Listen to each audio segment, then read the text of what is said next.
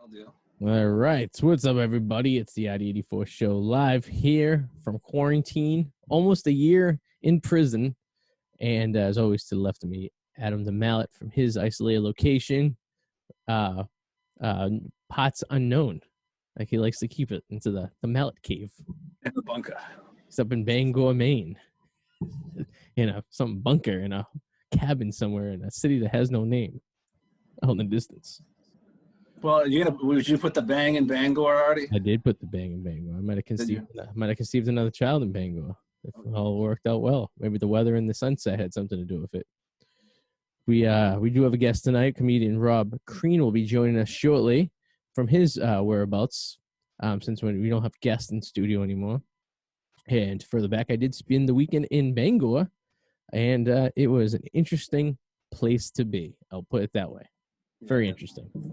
It was the objective of the place was just to get away. So we're like, oh, there's a casino, and we're like, oh, we always want to go to Cadillac Mountain, so we can kill two birds with one stone. And we got a free hotel room because I had some points, so I decided to use it.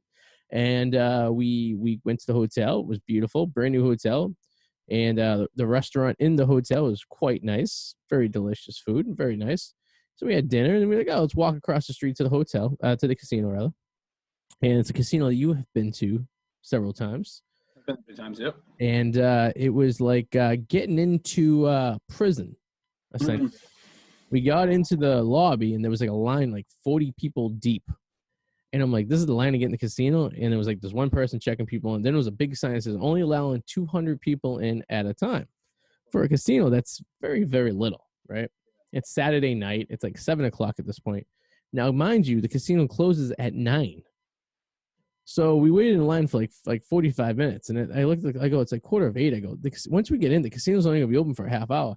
But once you got into the casino, you had like picture a giant gymnasium, right, and picture slot machines all over the gymnasium. What they did was they put tents around like groups of like 30 of slot machines, and you had section 1, section 2, and you had to wait in a line to get into that section.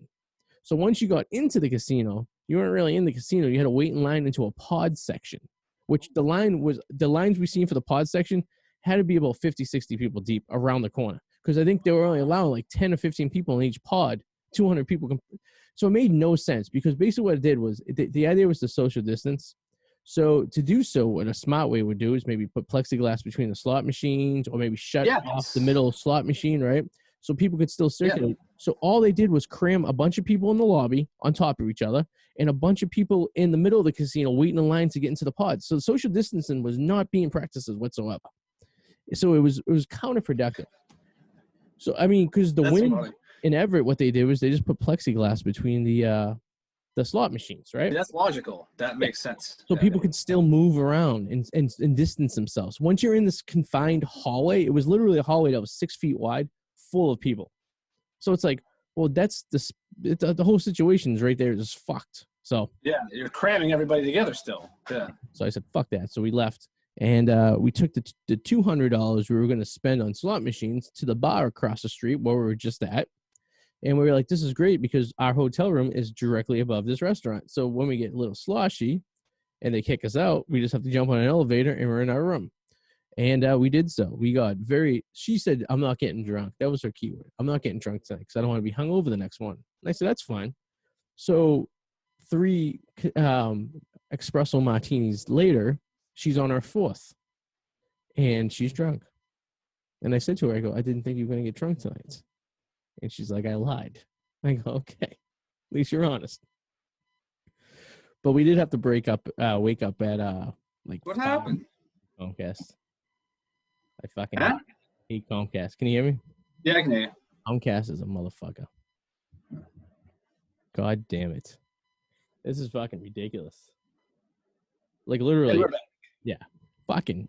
So we were saying, to pick off before we left off, before we were rudely interrupted by the shittiness of my Comcast or Xfinity internet. It cut off where she said she wasn't going to get drunk, and she said I lied. Yeah, she did, and she got drunk. Yeah. Yeah, but we had to be up at 5 o'clock in the morning because the sunrise at Bar Harbor was at 6:45 a.m. or no, 6:53 a.m., something like that. So we're like, all right, well, it's at least an hour and 20-minute drive. So we got to get up and then go and everything. Because our intentions was to go to Cadillac Mountain, which is the first sunrise of the country. It's the most eastern point place you see. That's what they say. But yeah, I guess when you look up the border of Maine, there are more eastern points, but the elevation and your visual cue, I guess you could say. I guess. So, well, skeptical. Anyway, yeah, it was nice. It was a beautiful sunrise. It was a clear day over the beach and everything. But we got to the mountain, and apparently the mountain is closed on from December 1st to April 1st. So we're like, we'll just go to the beach at this point. So we'll be back at some point. Maybe not in the wintertime. But the problem is you go in the summertime, the sunrise is like at fucking 5 o'clock in the morning. So it's way earlier than it is in the wintertime. So, that was that weekend, Did you do anything crazy and exciting? No, man. My life is not that crazy. No. I'm hoping, though, once this whole pandemic is over, it actually goes someplace really good. Wait, we're in a pandemic? Something like that. Something of the sort. Yeah. Could have fooled me. No. Everything just, I hate Xfinity, and I'll tell you why. I lose my internet at least twice a day. Twice a day, my router just decides to reboot. Well, sorry, good. Yeah, no, we just in the middle of a show, we just rebooted for some reason. Well, you see, remember that bullshit I was mad over a couple of years ago, the net neutrality thing? Yeah. That's why this is happening, because they're throttling your internet connection. Mm-hmm. Everybody would have to be on the same connection in terms of speed.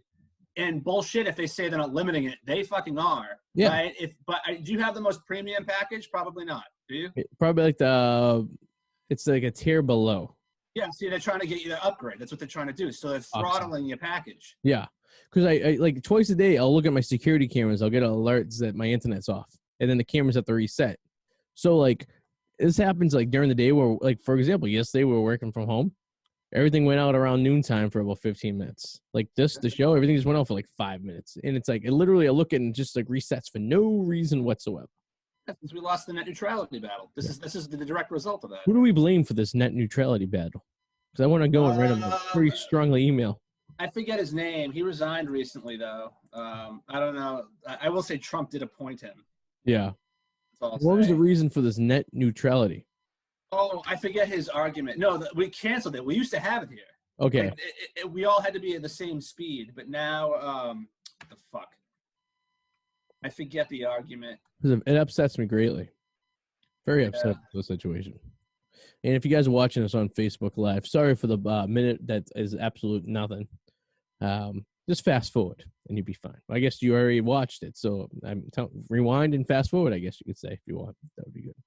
Makes no sense at all. A lot of celebrities just died. We had a friend of ours, very close friend of ours that we spent many, many summers with in California, Dustin Diamond. I know. Dead. 44. Now, we were just talking about him a couple days ago. Remember, we were talking about how he had terminal cancer. Yeah, and it's funny because he had it. He complained about like a lump like a couple years ago and did nothing about it. Yeah.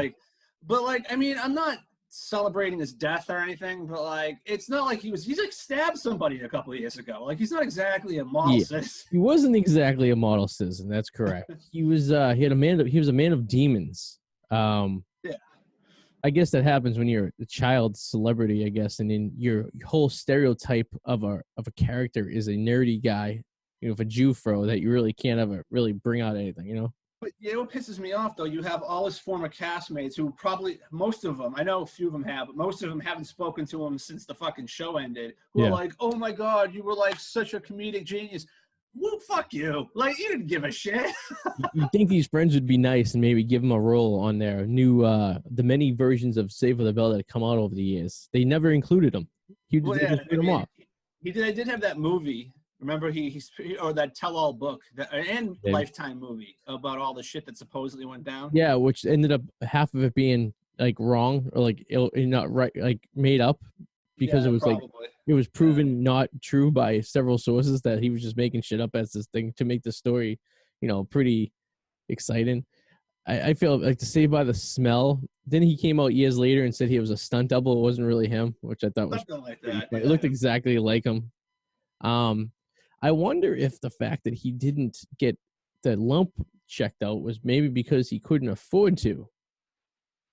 You know, I maybe he mean, was pissed out come all of his on. I mean, money. even you and me, if we had nothing, could go to the fucking emergency room and be like, what the hell is this? I Yeah, mean, we'd have to pay exactly. something for it, but we could still do it. But they would never turn you down too for medical, right? They would Yeah. always just bill you later and just deal with it later. But like you figure if you have a lump, that's kind of scary. He said he never smoked. Which I mean, people get lung cancer all the time with all cancer, but the lymph node had spread into his lungs, and that pretty much was like Dunzo. I think he went to some cancer place in Florida, and he was there for like a week. I And would never go to Florida. they pretty much told him he was Dunzo. I guess there's this place, the Cancer Institute of Florida. I guess it's a place where you can go and pay a premium to get cancer research if you can't afford. I don't know how it works. It's like they have commercials for it, like late at night when you're watching like Fox News. It's like, come to the Cancer Institute of America in case you got cancer. Come check out our place right there. I don't think I would go to.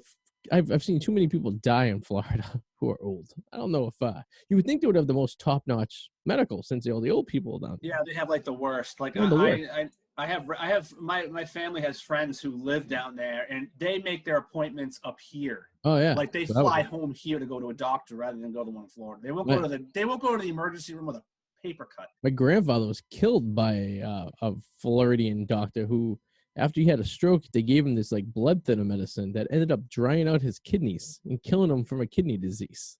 Are you serious? Is that a true story? Like That's 9 months later, he had a stroke, in like a mild stroke. It wasn't anything bad in June, and they said, "Oh, you have thick blood. We'll give you these thinners." But they were giving him the blood thinners, but he also was taking another medication for his heart, and they both like interacted with each other and basically just like they literally dissolved his kidneys. Holy shit. Yeah. So 9 months later, and he was an old Italian guy who didn't really complain about shit. So he never really talked about pain and I was hurting. Like most people would be like, I should go to the doctor. My kidneys hurt. And like when he went to the emergency room, one of his kidneys was completely failed and the other one was only at 15%, and he died several days later. So that's a Florida doctor for you.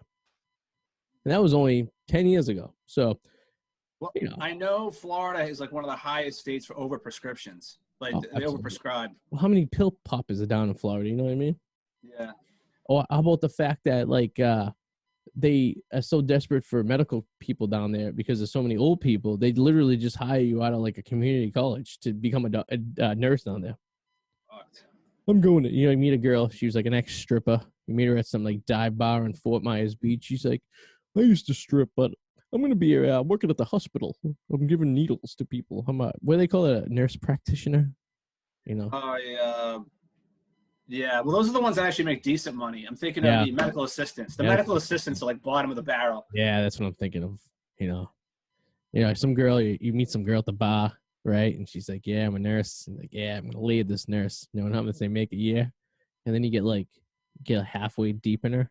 And she's like, I'm just a medical assistant.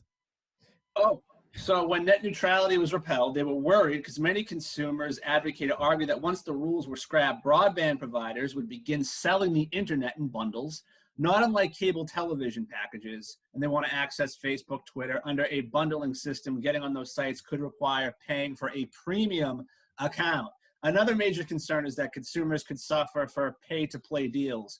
Without rules prohibiting, a fast lane could be occupied by big internet media companies as well as households, while everyone else would be left in the slow lane. So there it is. That's why we're slow. You're not paying for a premium package. You're in the slow lane, Arty. Bullshit. And I pay almost $200 a month for my cable and internet, which is absolutely ridiculous. $180 a month we get a bill. And we have 3 cable boxes. We have HD package or whatnot. We have no DVR. We don't DVR or anything. And the internet is lousy, and we watch about 7 channels. So then if I want to go back in time, right? So say I'm like, fuck the cable, just give me the internet, right? The cheapest rate is like $80, which you could say, all right, that's $100 cheaper than you're paying. But then if I want channels, like for example, YouTube TV is $50 a month. So, all right. And then if I want like Netflix or like, of all these fucking channels like Discovery Plus now and Disney Plus and all this fucking shit, they're all like $5 to $10 a month. Before you know it, you're paying the same amount of money you're paying for cable. Oh, yeah, it just chips away because you got all these apps now. Yeah. It's all the same. Like, I don't understand how that's even like, how does that make any sense? Who's paying for cable and all these apps? Or are these apps designed for people who aren't paying for cable? No one knows, but eventually, I have a prediction that the market eventually is going to get so saturated with these apps that eventually it's all going to come full circle and people are going to go back to cable. Yeah. Oh, yeah. That's what's going to. So I should just hang in there. I mean, I need to, like, my wife, like, she's pretty ballsy. She got our cable bill brought down. They once went up like $25, and I'm like, what the fuck they go up $25 for? So she called up and yelled at them, and they brought it back down to our regular rate. So, you know, until next year. Next year. Yeah, it's a fucking pain in the ass because you can't live without the internet. That's the problem. I could probably live without cable if it was just taken away from me and I had to adapt. I could figure it out in a few days. That's me. I mean, half the time I watch YouTube, anyways. Yeah, same here. Yeah, I don't have cable. I have just an HD antenna. Yeah, exactly. So, and then there's this thing called it's actually this app, and I don't know if you've used this or not. I wonder if I have it on my phone right now, but it's called Lowcast. You ever use that? No, never heard of it actually. So Lowcast is an app that basically grabs all the free waves in the sky and turns it into an app. And you got to log in. It's I guess it used to be free. They ask you for a donation but it's basically taking free airwaves and it converts it to a digital format so you can watch it on an app or like on the Apple TV or whatever like that. And you get your basic channels. So you get your, 4, 5, 7, like that. But yeah, but there are so many free movie services now. I don't think people realize. Oh, like yeah. I use a bunch of them. There's tons of free apps. There's like I have Tubi, Vudu, and those are legal and free. Yeah. I mean, you got to watch a commercial every once in a while, of course. But like, if for free, you can complain. Pluto TV, that's another one. Peacock, that's another one. These all have free TV shows and free movies. Nice. But who knows the thing about free? How about I guess? Think he knows anything about being free? I don't know, but we're gonna find out, Arthur. Oh. Ladies and gentlemen, bringing you in now live to the Arty 84 show. Below us, just looks like he was eating a bag of popcorn. Hey! Eating Robert Crean. How you doing, sir? It looks like the bad guy from Lethal Weapon 3. I do like, yes. Hi. How are you? Good, man. How you doing? Welcome to the show. Yeah, thanks for having me on. Yeah, I seen you enjoying some popcorn. Oh, yeah. Nice. I ate a lot of popcorn. It's this is the bowl that I usually eat it from. It's bigger than my head. Nice. Now I want popcorn. That Thanks, is Rob. Very yeah. Actually, I could smell the popcorn from the stream. Yeah. Isn't popcorn one of those weird things? Like you can eat it any time. It's it's very good. And you say I buy it in a 50-pound bag. Like at the movie theaters. I buy like movie theater bags. It's like it lasts me. I buy like 3 a year, so I eat about 150 pounds of popcorn a year. I don't know if I'd survive. I think I'd eat the whole entire bag at one sit. And I would just sit there and just be digging into it, I mean, it's not pops, so you have to, it's just the kernels. Oh, okay. All right. So there's some work that's required. So it's not as easy as just to grab in there and grab some stuff. Yeah. No, I mean, you could eat it, I guess. It just is real hard. Yeah. I guess that's one of the things. So where are you joining us from tonight? I'm in Jamaica Plain. Oh, JP. Oh, you're local. You're right down the street. Yeah. Where are you guys? So I know you don't. Adam, you're not revealing where you're maybe in Maine. I'm in Woburn. I live in Woburn. Woburn. Okay, sure. Okay. And I'm up in the West Newbury. All right, cool. Yeah, well, I'm from Revere, and we used to do the show in Cambridge, actually, in Central Square many moons ago. I spent a lot of time in Central Square. I used to run a bunch of shows in Central. Which venue? Improv Boston and the 730 Tavern. And there's another venue there's like a rock venue that I used to do shows at that I think fell into the river. I don't know what happened to it. Oh, the Middle East? Yeah, something like I think something like that. Probably. Yeah. Middle East. I was there for 14 years. Oh, wow. So we've crossed paths, I think, and we just didn't realize it probably because I spent a lot of time because our studio was at WEMF right down the street from the Middle East. Oh, sure. And I used to do what do you call it? Open mics all the time. But Tuesday nights, I believe it was at the Middle East. That was me. That was my mic. Oh, okay. Oh, so I think we've probably met. I'm talking like 5-6 years ago. It's been a long time since I've been doing that. Yeah. And Improv Boston as well. I've done some stuff there, but yeah. I used to teach there, and I ran a late night show. Oh, okay. Yeah, it's a great place, Improv. Yeah, I love it. I mean, the classes were great. I think everyone there was cool. I mean, it was like one of those nice little niches in Cambridge. Like I don't know. You have a class with Dana? I did a couple classes actually. Yeah, really, really cool. He was a really good teacher too. So Yeah, I mean, he kind of like trained me when I was starting there, yeah, like 12 years ago or whatever. yeah. He's great, always a super positive guy. So what's going on up there? Are they still open? I seen some They're things. still open. I just Googled it. I thought they were closed. I thought they were shut down. Nope, they are going. The Middle East is still there. No, Maybe. Yeah. I don't know. Improv Boston. Oh, I didn't tell Middle East. Oh, sorry. Yeah. So they're Improv closed, Boston is closed.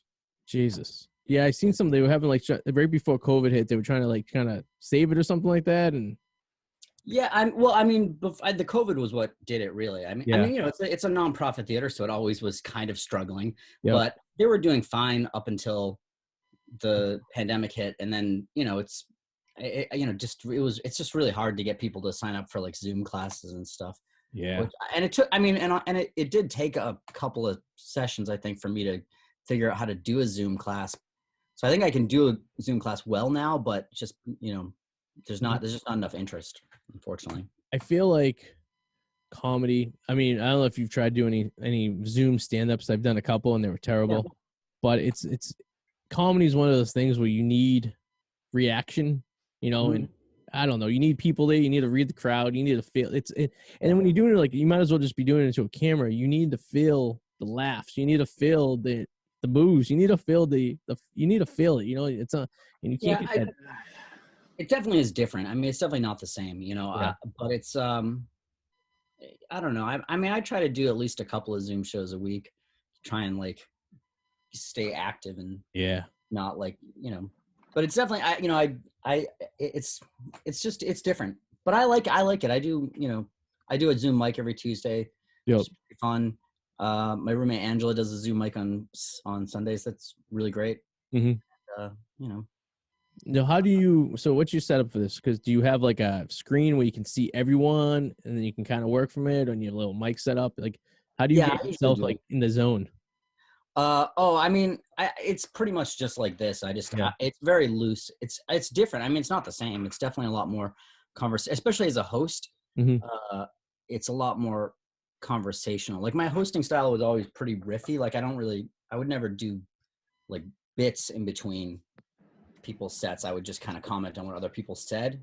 Okay. And it's just a lot. It's, you know, now I'm still doing that, but it's a little bit more conversational. I mean, with a Zoom mic, you can have someone do their set, and then afterwards you can kind of open it up to the room for conversation, mm-hmm. which is fun in a way that would have been, there was always a little awkward when you did it live, because live, just sometimes depending on where people are sitting, if someone's like over here and they're talking, people over here may not be able to hear them. And so it's like, you know, doing the mic, like it would always be like, if I would start talking to someone, there would be a point where I'd have to decide whether or not to just invite them on stage to continue it. And with a mic that, you know, in person, their time was always such a like huge thing, because I would get 60 plus comics up every week. But now that it's on Zoom, it's like if I get 20 comics, I'm lucky. It's usually like, you know, around like 12 comics. Yeah. So it's pretty easy to keep it loose. When that Middle East thing was going on, I mean, that was like, holy shit. I remember I'd get there and sign up like, you know, right at 8 o'clock or 7:45, 7:45, whatever. And it would be till almost midnight sometimes you got on, because there was it was never done by midnight. Never. It was like forever. We ended at 1 I think there was like maybe 2 or 3 weeks over the 14 years I was there. I ended at like 1:45. It's crazy. But it was such a great place because everyone in the friggin' area went there because they knew that was the spot to go. And it was just, and that place was just a cool place just to hang out. And Adam and I used to pop in after our shows all the time down the street, and we'd just sit there and there'd be live music in there. But you know, I mean, I grew up going to shows there, and I really, always felt really lucky to work there, and then it kind of went bad.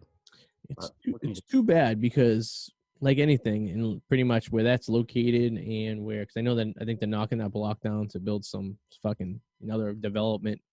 Sure. It's the plan. And same with probably Improv with was it the field that's right next to Improv, that cool little bar that everyone used to go hang out afterwards when done classes and stuff, you know. They closed too. They closed as well. Oh, yeah. Fuck. Shit. So that whole block is pretty much desolate at this point. There's probably not much going on over there. It's rough. I do my other show. I moved the mic down the street to the 730 Tavern though, which is it's on Mass Ave, kind of closer to Improv Boston. and they're still open. They're still going. So, you know, I don't know. So the 730 Tavern, that's the old tavern in the square. Mm-hmm. I used to DJ there. I DJed there for 5 years, Friday and Saturday nights. Oh, cool. Yeah, and one day I got a phone call saying, we don't need your services anymore. And I go, oh, can you just move? They're like, well, we're just closing. And I guess it was the original tavern in the square as well. Oh, yeah. Yeah, they just decided they were going to close it down. And then one day I was in Mass Ave, and all of a sudden I seen this new place open up. And I was like, oh, where do you guys do it? Do you do it in the back corner, like in the main section? No, we do it in the like function room. So it's oh, okay. That's actually a great idea. Did you know, I got to tell you, when I was DJing there, I had proposed an idea for an open mic there about 100 times to the managers there, and they wanted nothing to do with it. Really? Yeah. And I said, this is a great location because it's not, you're not having a hostage audience. You can actually have people just go there if they want. You're not taking over a restaurant, right? Yeah.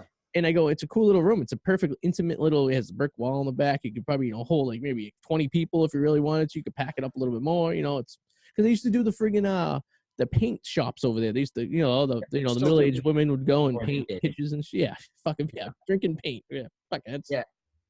Yeah, I mean, well, we started doing, me and Lee McGurk started doing a show there on Wednesdays that was when I was still at the other place that fell into the river. Mm-hmm. And we were doing just like a book show that was going pretty well. And then we just, when things fell apart with the other place, I already had a relationship with them, so they let me do the Tuesday show. And the Tuesday show it ended up being really fun. And it really was like having a separate room was a huge deal, because at the other place, it was like, a long room. And so comics would be in the back talking, not realizing that they're still, because it felt like you were in a different room when you were in the back. But you weren't. It was it's nice to have another bar where comics can hang out and just talk about other shows that they're not at and not distract the show that's currently happening. It reminded me of the because that's a great idea, because the way you just described it reminds me of the vault. Remember the vault over off of Boylston Street? Well, you could have like downstairs, and then they had the back room where you could go hang out with the comics, so we can go upstairs to the regular restaurant and just have a drink up there and not disturb anyone who's downstairs. Yeah, that's key, because that was a cool room. I never had a good time there, but the room was cool. It did look cool. I went a lot of times. My buddy Eric before I started, he was doing comedy in Don Zolo. I'm sure you know him. Oh yeah. North Shore's legend, as we call him up here. Yeah. Saugus area. Zolo. I used to run a bunch of shows there, once a week or so. My buddy would be on there, would pop in and watch back in my college days. But Don Zolo, he's a funny individual, I guess say so. Yeah, he's a character. So you a Boston guy, born and raised, always down there? I'm from just south of Boston originally, but I've lived in this room for 22 years. Okay. Yeah. You have a nice record collection, I see you got going on behind there, actually. Oh yeah. I got a lot of records. I worked at a record store for a long time, so nice. Still have Did you ever check out that record place that's on Mass Ave right over there where the tavern is 730? It's like two. Oh yeah. It's like a strip mall down, like a block down next. I think it's near the place that you don't want to speak of. I think it's over there. That place is pretty cool. Yeah. That place was cool. I remember that place. That whole area, it's kind of hipsterish, but cool hipsterish, I guess you could say. It's kind of like I used to hipster even mean, really? It really means nothing these days, I think. I think it's all kind of just like now, I guess you could say the now. That's what we're doing now. It's just I just want them to stop extending the bike lane. You have enough space. Just stop. I don't know. I ride a bike a lot, and I kind of liked when it was the Wild West and like, I don't want it to be the Wild West, but I'm like, I feel like it just keeps I don't know, man. I just always rode my bike assuming every car on the road was trying to kill me. Yeah. And they are. But now it's like there's bike lanes, which is I guess nice, but also like sometimes they'll give you a ticket for running a red light on a bike, which is like, yeah. I'm trying to get ahead of the traffic because it's safer that way. Bro, I gotta tell you, me and him working at Charlestown. So over the summer, a couple of years ago, I decided I was gonna take one of those blue bikes and go for a ride. So I was on my lunch break. It was a beautiful summer day. So I go, and I have never ridden a bike in Boston before. I've always in the suburbs. And I get on this blue bike, and I'm pedaling, going over the Charlestown Bridge, going over to North Station. And I got to tell you, that was quite the adventure. Like, just cars just trying to kill you. I don't like walking over that bridge. Yeah, it's scary. What's even more insane is right by us, too. We're in the city near the sheriff's building, and, there is a bike lane around a rotary. What idiot during a meeting let that get through. Like, yeah, you know what? Let's approve this. That's suicide. I'm gonna kill one of these people one day. There's a bike lane around a fucking rotary. Yeah, it's kind of dangerous. Rotaries probably should just be abolished. Yeah. They don't have the most places. Like I thought we were getting rid of rotaries, but then this weekend I was up in Bangor, Maine, and we got off this exit. Like all these exits we were getting off of from Portland North. Every exit, instead of having a light, has a rotary, and there were brand new rotaries that had to be constructed like within the last few years. But was it a rotary or a roundabout? That's a good question.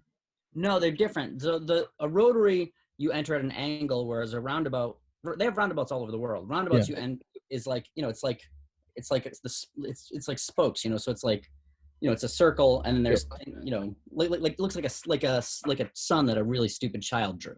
Okay. But a roundabout you enter at an angle, so you can get into the circle already at 40 miles. See, I never knew the definition. I just thought the roundabout was what the Southerners called them. Yeah, no, it's different. They don't have rotaries anyplace else because they're so dangerous. Because they're a rotary. They're a roundabout. Rotary is a roundabout that you can enter already at maximum speed. Well, I was trying to explain to my wife, who's from Tennessee, about these rotaries when she first moved up here, and I was telling her, I'm like, they're derived from back in the day when you had horse-drawn carriages, because you couldn't do a 3-point turn with a horse carriage. You had to go around in a circle and continue on your destination. And basically, when they invented cars, they just paved over the horse tracks, and that's why Boston looks like a mess, because they're basically horse paths. They were just paved, and we call them streets at this point. Never think, you know, but yeah, you never see them. I think. I mean, really, what it is with Boston is just that it hasn't burned down in kind of a long time. That's true. You know, like every other city burns down, and then when they're rebuilding, they're like, let's make this a grid. Yeah. But, you know. The problem with the rotary in general is like people coming on need to learn the difference between yield and merge. Like some people just blow right on. I must get in one accident every month because someone just blows right on. They're very dangerous. But then there's also a part of me that I'm such a New Englander that I'm just like, I kind of like that we've got this stupid archaic thing that doesn't make any sense, because that's so much of what New England is about, is just like sticking with things that we shouldn't stick with, you know. I love seeing and I played from like Iowa trying to attempt a rotary, and I just whizzed right by them, and I just giggle because they're gonna be stuck there for a long time before they can get into it and not know how to get out. Oh, the worst is being stuck behind someone with a plate from Ohio trying to get into a rotary, because you're like, you just have to feel unsafe for a while. You can't just sit here all day. You just have to get in there and think you're gonna die for just a couple seconds, and then you'll be fine. Just lean on the gas and don't even look real quick, and then go, because they'll eventually, most times, will stop for you. But you know, stop for you? I've never seen anyone stop for anyone in a rotary. No, that's dangerous. At least slow down. You have. That's the point of rotaries. It has to be constantly moving. Yeah, we were up in Revere at Bell Circle. There was this rotary that now it's been split up into like 5 series of lights that kind of break it up. But when I was a kid, it was a giant intersection between like Route 60, 1A, Route 16. It would all converge in like these 7 points into this rotary, and it was just a rotary. And I remember just like as a kid, like thinking, like, how am I ever going to get a license and drive? Like, I'll avoid this intersection for the rest of my life because I don't want. I'm like, the anxiety watching someone approach this rotary was just like enough to be like, I'm going to avoid this at all. It's funny, like I sometimes I'll remember learning how to drive, and how difficult things were. That now, like I live in Jamaica Plain, and I grew up in Easton and Stoughton, Massachusetts, which are like just south of Boston. And so sometimes to go home to when my dad was alive, when I go visit him, I would there were a couple different routes I could take. The easiest most straight ahead is Route 138. It's a straight line. It's not a highway. It's easy. Or I could go all the way into the city, which is like pretty far east, and get onto 93. Or I could go like the most direct route was to take 120 take 28 and then get on to 95 and then go to 24. But the thing is, when you would enter not 95, 93.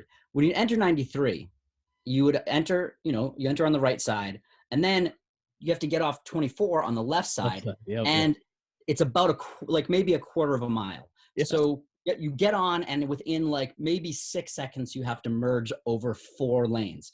And I remember when I was, in my teens and early 20s, like I would get on and I would be so stressed out and so scared. And sometimes I would just miss it and I'd have to go up another exit and get off and come back. But now I like do it easy. It doesn't stress me out. Yeah. I had the reverse. I used to work in the South Shore Plaza a couple times a week, and I had to go back up to Revere. So that's opposite. You get on the right, but you have to take the 93 North is completely 4 or 5 lanes to the left. Yeah. And like I know what you're saying, like if you sit there and you're hesitant, but nowadays you sit there and now you can kind of judge it and you just kind of one lane at a time.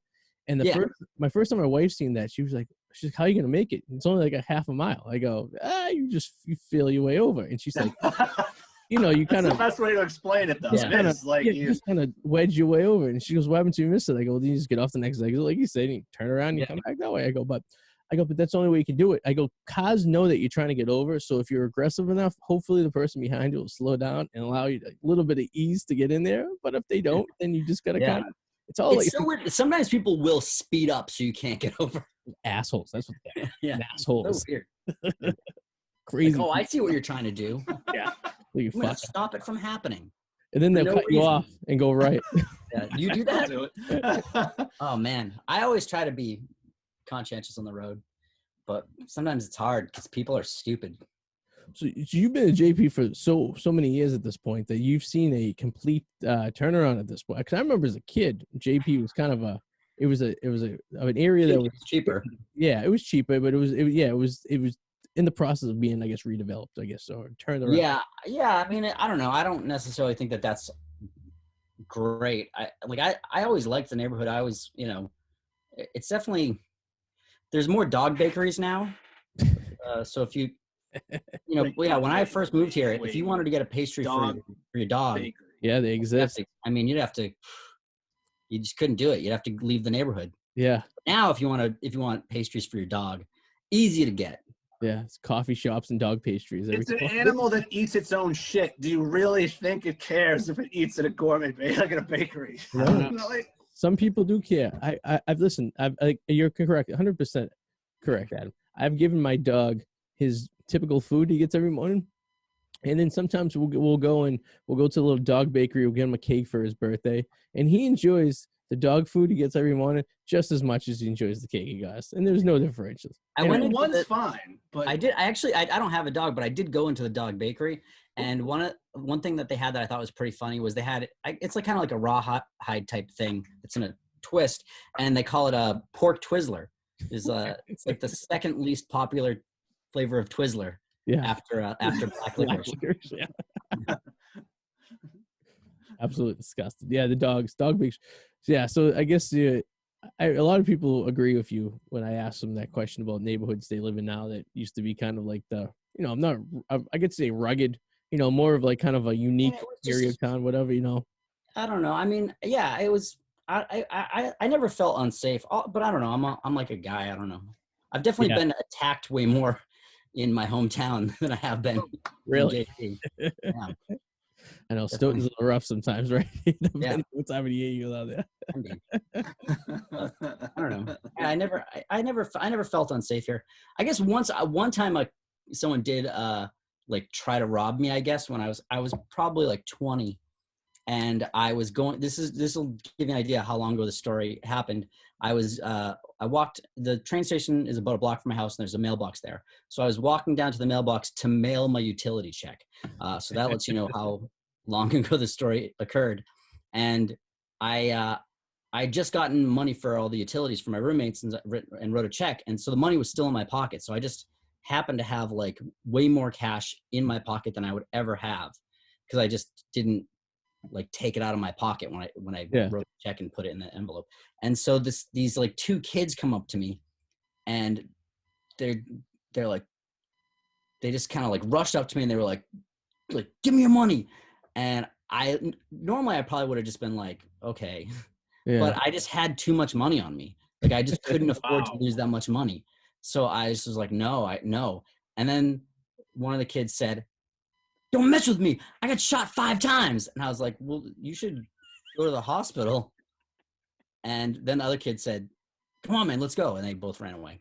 I like he was having that.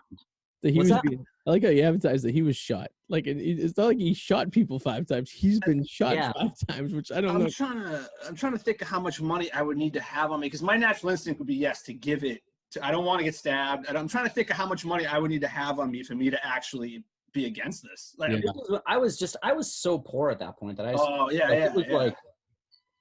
was like I was, I was gonna drop off the check, and then I was gonna the plan was to go walk. It's like a 2 blocks further to go deposit the money, because if I didn't, the check wouldn't clear. That's horrible, dude. That's horrible. Oof.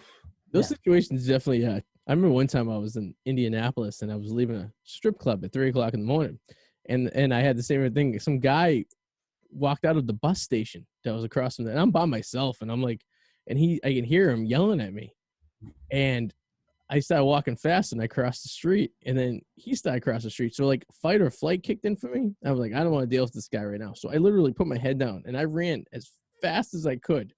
Like just ran. He could have shot me. Like I don't know if there's no shame in that, dude. You don't want to die. No. I just correct me if I'm wrong. I don't know a lot about strip clubs, but it seems like you'd want to rob a person entering a strip club, correct, not leaving. Oh, because I had no money. It was the end. Put it this way, it was the end of my trip, my little road trip I was on. I had no money. I literally spent my last $100 on a lap dance at the Red Garter in downtown. $100.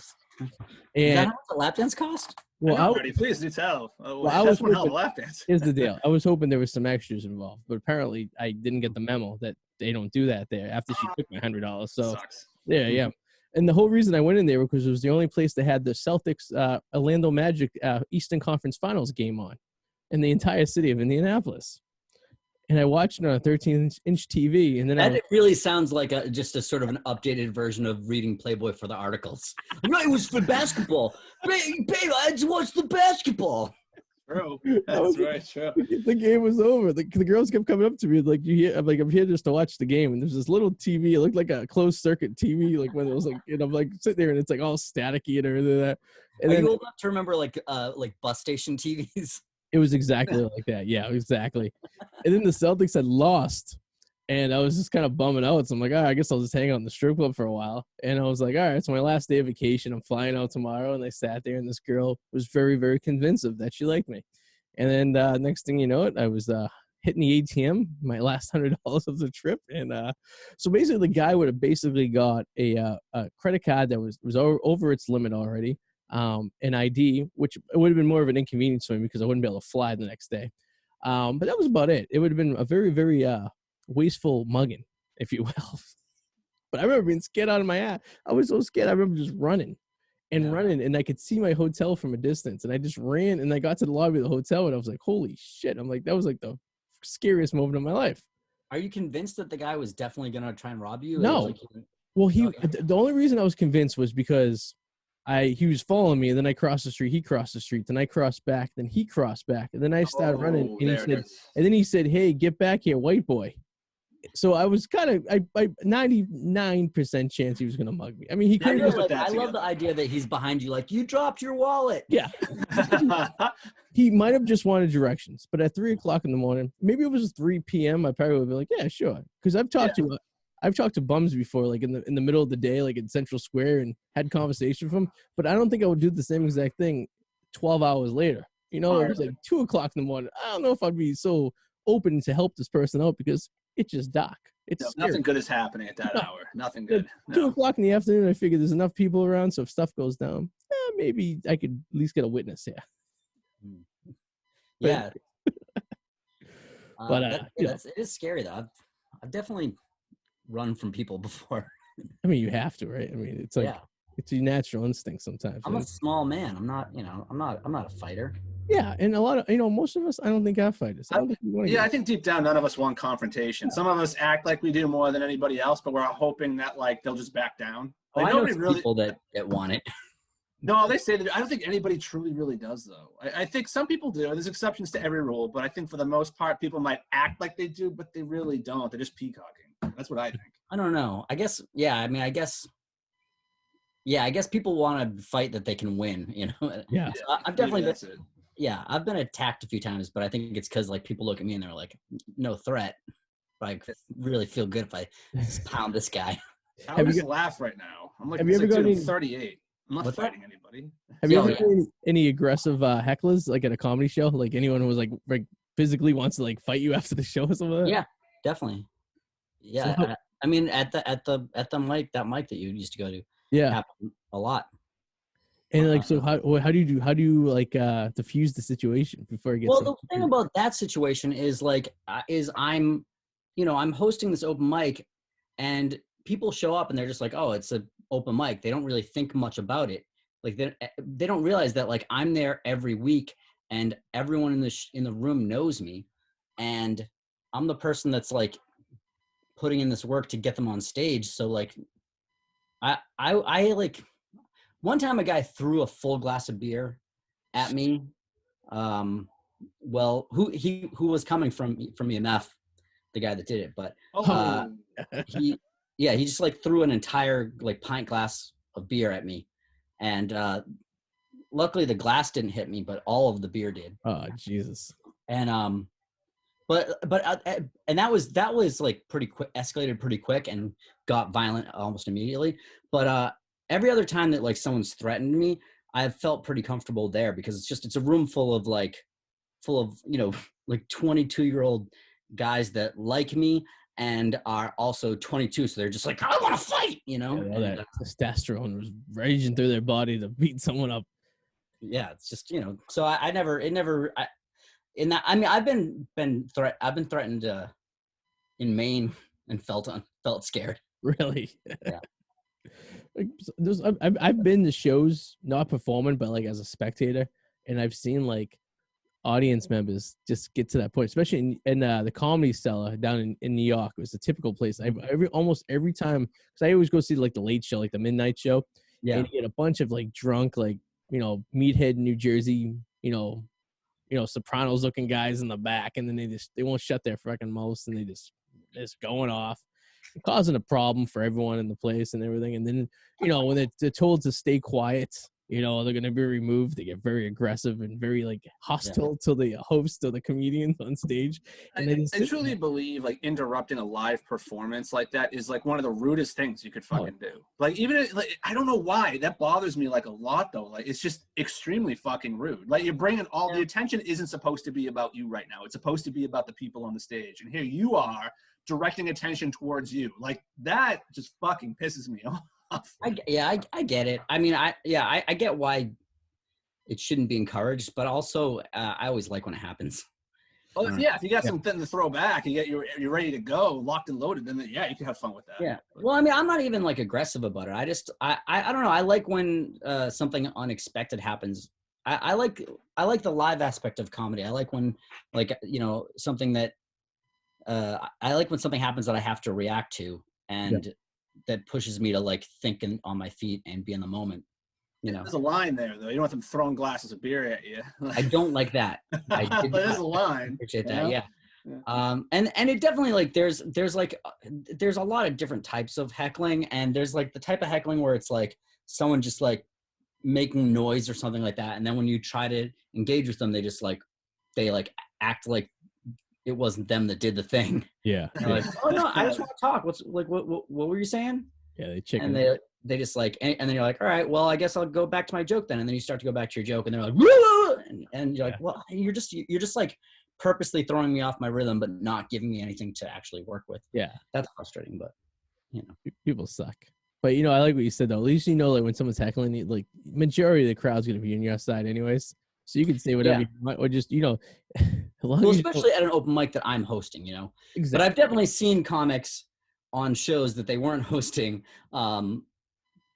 like react to a heckle in a way that flipped that. Yeah, the audience turned against them.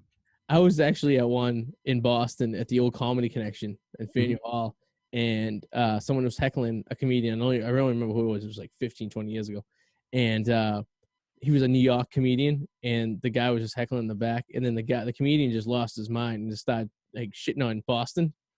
And I think that crowd turned real quick. Yeah, it's a weird thing to do, to just be like one guy's being an asshole, and you're just like, this whole city sucks. So was it Michael Richards? It was all, it was like that. It was like Michael Richards without the racism, but mostly the derogatory statements to Boston. And then you had all these people like, wait, what the fuck? What the fuck? That just ended very poorly, But fucking. But all right. So Rob, I seen you have a album because I was caught by your attention. You're on the corner of, it looks like somewhere in Boston, holding a sign. Yeah. This is, you're not, a druggie or a alcoholic. You just want people to have you on the podcast and stuff and check out your website. So tell us about that. Yeah, so I have a couple albums out. About the albums or about about everything. Yeah, I'm curious about the I mean, that's a great idea. Getting people's attention, I guess, on visually. But tell. So yeah, I have a couple albums out on Dead and Mellow Records on deadandmellow.com. I have like 2.5 albums. You can buy them individually, or you can buy a bundle that's $18. It's all 3 of them, and it's two out. It's like one of them. I have an EP that I recorded in 2011. That's pretty rough, but I think it's still pretty funny. Called "Bottle Baby and His Cry Cry Stories." And then I have 2 newer recordings. They both came out last year, but were recorded a few years ago. One of them is called Sadly Sackerton, and the other one was called Local Personality.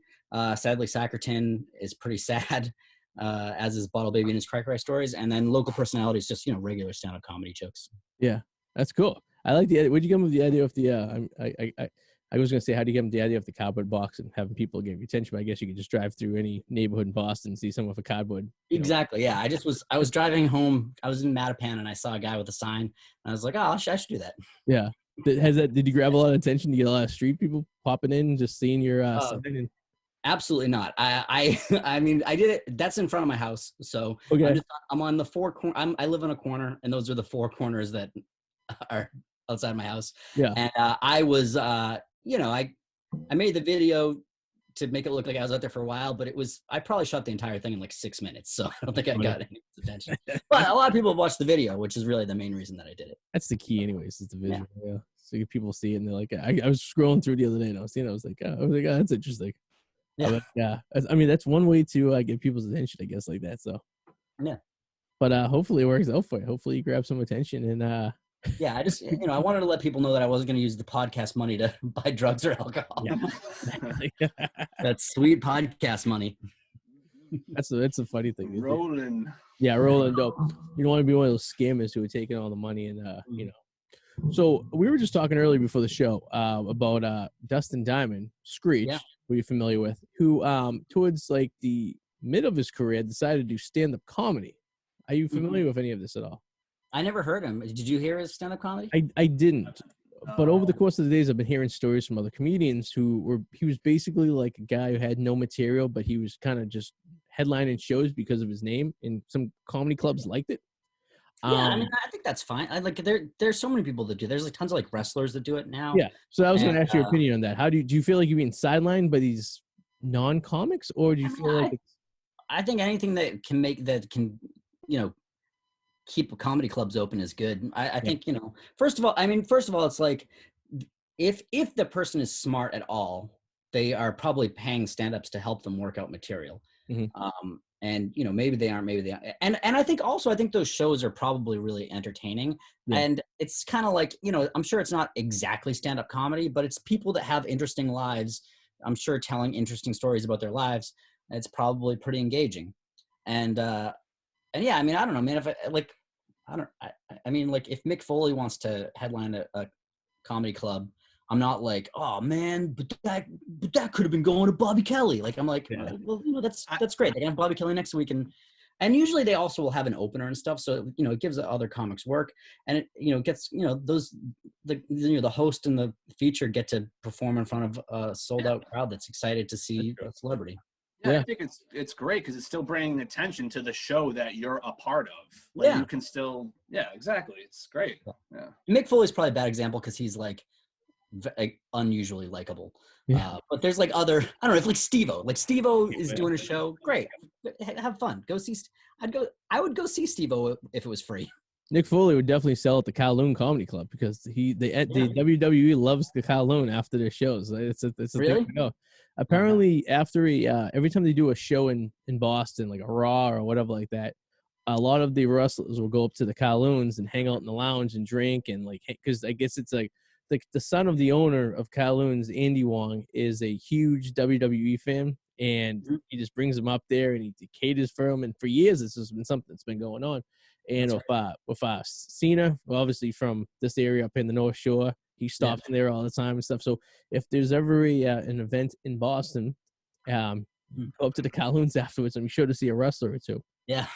But who's that chick? She was the porn star that Trump allegedly had. What's her name? She was doing stand-up shows. I guess they were like stand-up shows in Quincy, because weren't really like. Whatever. Who cares? I'm sure that she worked hard and that they were probably entertaining for the people that came out to see them. And did she have the chops to be headlining? Who cares? Yeah. That's not why people are going to see her. What was her name? She was a porn star, right? That was her claim to fame, and then she decided to. Do you remember this lady? Porn. It's on the tip of my tongue here.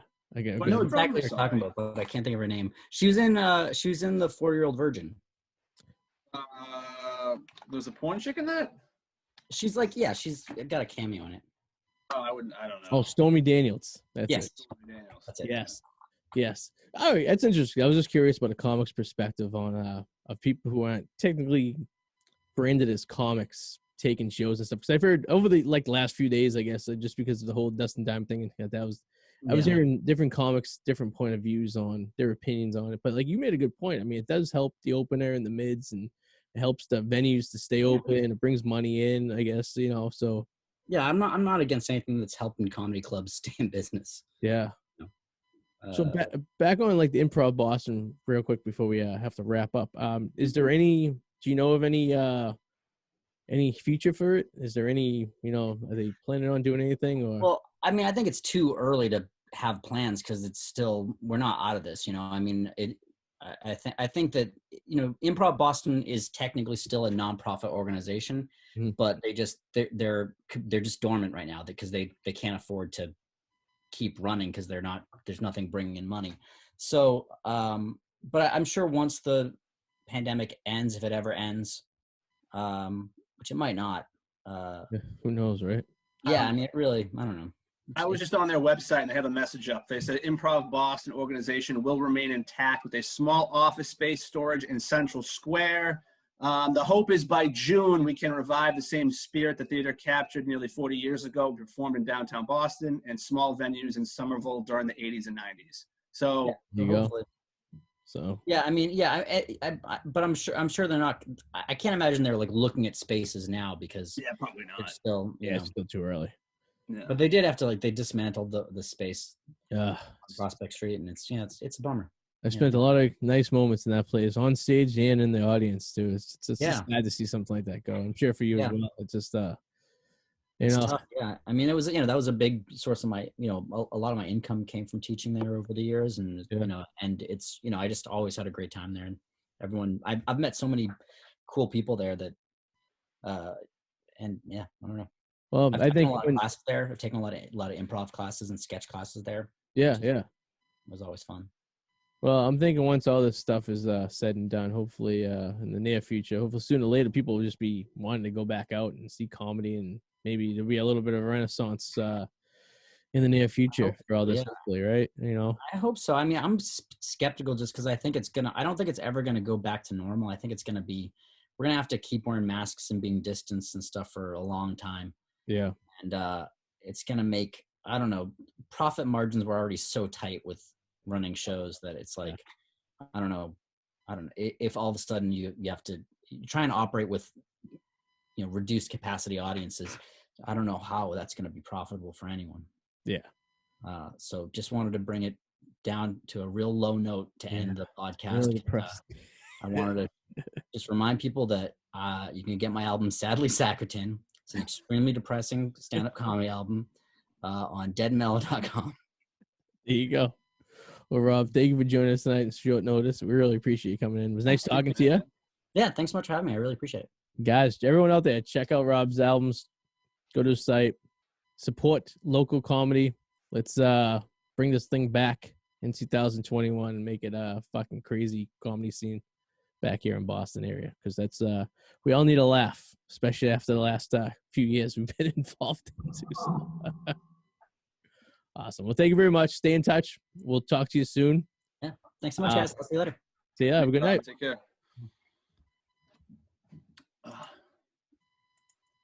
Cool. Should I? There we go. All right, Mr. Mallet. What's going on? Another show in the book. Yes, sir. The Day Another Dollar. Yes, I should get my keyboard. I'm always turning. I really gotta get my mouse, like, over here. I need another screen. I gotta really do something about this. You know. I'm watching the moment Michael Richards killed his career. But it's exactly what happened. Like I hadn't seen this in so long because he has the crowd at first. He does. Everyone's laughing because he's going back at the heckler, and then he drops the N-word. Yeah. And everyone goes, oh. Oof. And in a matter of like a syllable, his career. Yeah, pretty much. And he was, like we were talking about with Rob, he wasn't necessarily a stand-up comic. He was kind of like a performance actor who just decided he was going to do some stand-up. And you got to know how to handle hecklers. That's the worst part. And some people can and some people can't. And it's very, I mean, it's just picture you being on stage doing something and someone just, picture you being at work and someone just comes over to your computer and just starts whacking your keyboard. You know what I mean? Like in the middle of work. And, like, I mean, like you. smacking shit out of the way, or just like completely distracting you from what the hell you're focused on, and then like you have to like try to compose yourself, and like but I'd pull a Ty Cobb and just go into the stands and kill him. Or like the Bruins in the 80s in Montreal when they came into the stands and was beating the guy with his own shoe. Oh, who was that? Was that Sprewell? He had a short fuse. Who was that basketball player that went in the crowd after that? Oh, Sprewell, yeah, he was. Wasn't him? There was somebody else who did it too. Speaking of basketball players, did you see LeBron being a little bitch yesterday? LeBron being a bitch? No. So LeBron, I think they were in Denver. They were in somewhere. The Lakers were playing on the road. No, they were in fuck was the city? Atlanta. I'm sorry, Atlanta. And these housewives had courtside seats and were like heckling him, like screaming at him. And he did not like it very much. And he went on and called him a Karen. And then he later had to apologize. But like, but I thought it was hilarious. But I thought that it was even funnier that he got so sensitive that these middle-aged women were heckling him. It might not be what it was about. After a while, it just might have annoyed the shit out of him. It probably did. Yeah. But like at the same time, it's like you got to realize to compose yourself. I guess like you're not gonna courtside Karen. Because you're not gonna, as an athlete, you're never gonna win that situation, right? You know what I mean? Because you're never gonna come out as the winner. Because people, people are just gonna yell at you for your career. Like just think. I'm looking at it. Part of the problem was she took her mask off to do it. Oh. But like, you know how people are. Put your mask on.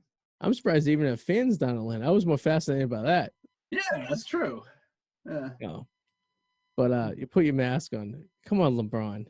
He's an example of someone I don't want to raise my son like. I hope my son is someday as talented in something as LeBron is in basketball. Yes, I do hope that is true. But I do hope that I raise my son to have more of a open-minded look on society and not such a closed-minded bumble like LeBron was in his entire life, where he was basically focused on, he was put on a pedestal his entire life, like his shit don't stink at like the age of 5 and on. And when you do that to a child, they don't get raised correctly or properly. They get raised like they can do anything they want. And then there's no, there's no controversy, or there's no, what's the word I'm looking for here? When you do something, consequences of like your actions, right? Yeah. And I don't think LeBron ever had that. I think he was just coddled his entire life. So like when something simple like this happened, like a angry woman yelling from a few, over at him, instead of just sitting there and laughing about it, he gets very, very defensive about it. You know what I mean? He doesn't look very good. And not that he looks very good anyways of the things you've said over the years. Like he doesn't look like he's in touch with the people that follow him. You know what I mean? Definitely not. He's not a people person. But I thought that was pretty funny. Like he had to call someone a Karen. Okay, LeBron, relax. Like, you know what I mean? Like if you ignored the situation and they even mention it, no one would have even been talking about it right now. It would just be another day in paradise for you. You know what I mean? That's true. But I don't know. People just very, I guess they're all wired different these days, They can't be like you and I, cool as a cucumber. Yeah, you're getting angry at girls in Dunkin' Donuts lines who tell us where the line is. Did we talk about that last week, or was that after the show? That was after. That was after. We didn't talk about that. Well, real quick, because we have a few, we're going a little over time here. Me and Adam are very angry at this girl. So the Dunkin' Donuts we frequent had a sign that said no more than 5 people in there. And we were like, okay. And then one day they crossed out the 5 and they wrote a 3. But no one was really buying by it. It was kind of like, yeah, but we came in, I mean, it wasn't like you were having 20 people in there. There might have been like maybe 4 people, maybe 5 people in there, but no one really made a big deal. So we go to the Dunkin' Donuts and we make our way in, and there's a crowd of people outside, and the girl goes, the line's over there. Yeah. And we look, and there was these 2 older gentlemen who didn't even know a line existed. And they're like, oh, there's a line to get in here? And she wasn't even in it. Maybe it would have been something if she was actually in the line and she was just telling us, it's behind us. It's like, okay, sorry to cut you. That would have made sense, but she wasn't even in the fucking line. That's what made us mad. She wasn't in the line. That must be it, because we were really annoyed by that. I was like, if you were in the line and we were cutting you, I understand that. But you weren't in a line. Your friend was in there getting their food. So who are you to police? Who put you in charge of the Dunkin' Donuts line? And it bothered us. It did. It shouldn't have, but it did. Like, I wish I could say something. I'm thinking now of all the things I could have said back to her. Like, I'm sorry, are you the queen of the Dunkin' Donuts line? Like, I'm sorry, did you get put in charge of the line? I'm sorry. Are you in line? That would have been perfect. I should have said to her, don't talk to me, and just walk away. 2 weeks later, it still bothers us. It still bothers us for some reason. It's the little things. She won, Arty. She won. I guess so. I guess she walked away and she won that battle. Good for her. We'll may never see her again, and she may never know we're talking about her. So, maybe we won. That's the way to do it. Mr. Mallet, anything you're plugging in particularly in this fine? You could always, check out the Whirlwind Potato on YouTube. Who wouldn't? You gotta be a communist not to check out the potato. That's what I always say. Oh, and you can get me on the Wicked Bricksters and the Wicked Explorers. Just type in Wicked, and your chance. Jesus, I got the hiccups now. Type in Wicked, and chances are there's 9 things that'll pop up that are related to me. So it's nice and easy like that. So, real quick, Super Bowl prediction: who you think's gonna win on Sunday? I'm going the Eagles against my better judgment. Going against the Eagles. I wasn't sure they were playing. Oh, I'm sorry. I'm going Chiefs. I was like, are you watching a different Super Bowl than I am? Fly, Eagles, fly. Eagles, Chiefs. Completely. Christmas colors, I guess, right? Red and green. Maybe that's why you got thrown off. I don't know. But I am going. I'm going Tampa Bay, and I'm going winning by a field goal at last minute for a Tom Brady show. I fear that's what's going to happen. I just don't want him to win, man. Like I was saying, it's like watching your ex with somebody else. Yeah, you might wish her well, but not that well. I'll even go stronger. I think Tom Brady might retire if they win. He was talking the other day about playing actually possibly older than 43 now. Yeah. Well, I mean, 7 Super Bowl wins. Does he go for more? Or do you just go on top and say, hey, listen, drop the mic and say, listen, I just won 6. I won another one. Go fuck yourself. I think he's going to get so delusional. He's going to run out into traffic thinking he could fight cars and die. Yeah, I think that's the problem. I think when we see the demise of Tom Brady, it's not going to be nice. It's going to be like Dustin Pedroia. No. Who just finally retired. He should have retired 3 years ago. But yeah. I think when he goes down, he's not going to go down gracefully. It's going to be very like Peyton did it right. Peyton on fumes won that last Super Bowl and was like, that's it, I'm done. Tom Brady, I think it's gonna be tragic the way he's gonna go down. I think so. I mean, why wouldn't you just go off on top? But I mean, hey, fuck it. What do I know, right? Because it's not for the money at this point. He can't be playing for the money. No, it's ego. It's like his brand. His brand. Yeah. But still, I mean, he could retire tomorrow and his brand's still gonna do well. You know? Yeah. Oh, ego. It's I don't know. I guess me and you will never understand his plight, I guess. I don't fucking know. All right, world. It's been a pleasure to join us tonight. Thank you, as always. And we'll see you guys next week. We got tons of comics booked for the next few weeks, so stay tuned. And maybe Ryan Glover will show up and he'll just be like this all night. You think it's a freeze for him, but it's really him. R.I.P. Ryan Glover. We'll see what happens. All right, I'll see you guys next week. Toodaloo, motherfuckers.